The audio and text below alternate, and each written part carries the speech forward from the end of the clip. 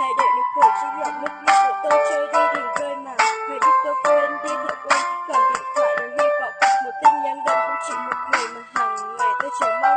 Có lẽ tôi ngốc thì tôi đây đâu phủ nhận. Khi yêu mà ai lại chẳng như vậy, điều đó làm tim đau ngàn lần.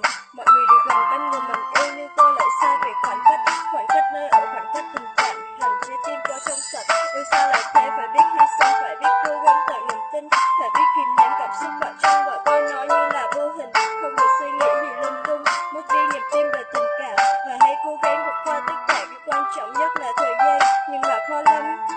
Mấy ai yêu xa là thành công, nhiều người hy sinh đó hết tất cả chỉ muốn người kia yêu thật lòng. Cái gì cũng vậy, cái gì cũng thế, đều có giới hạn của thời gian. Yêu nhau mà không gặp nhau, thì từ rồi dần nó cũng chán.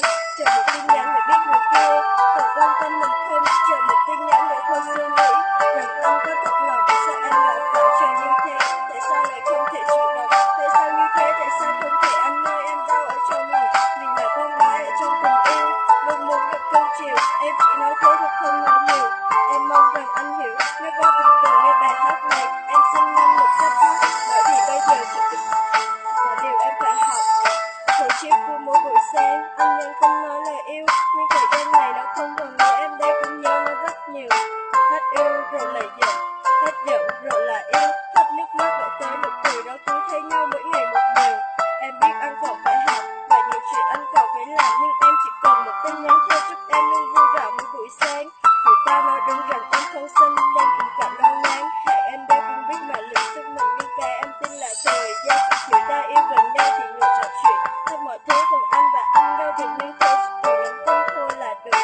Hạnh phúc là thấy anh cười qua từng tin nhắn cũng làm em thích, nhưng đôi khi thấy người ta đi tay trong tay em lại thấy tủi.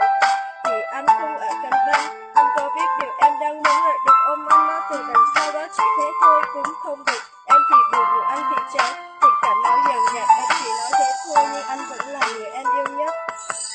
Chờ một tin nhắn để biết người kia còn quan tâm mình không, chờ một tin nhắn để thôi suy nghĩ rằng anh có thật lòng. Sao anh lại phải chờ như thế, tại sao lại không thể chủ động, tại sao như thế, tại sao không thể anh nơi em đau ở trong lòng.